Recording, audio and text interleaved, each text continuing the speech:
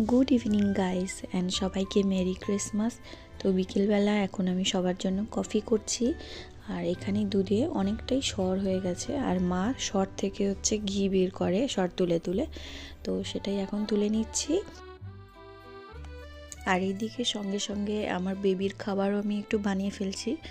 আর এখানে হচ্ছে দুধ চাও হচ্ছে, লিকার চাও হচ্ছে। আমরা দুজন কফি খাবো, আমি আর বোন, আর বাকিরা সবাই হচ্ছে লিকার চা খাবে।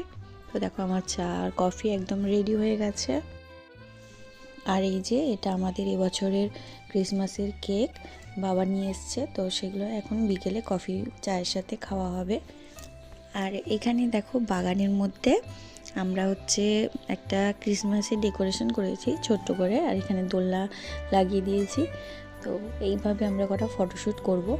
তো কেমন লাগলো তোমাদের অবশ্যই জানিও। বিকেলে ফিস্টও করব, তার ভিডিও তোমরা দেখতে পাবে।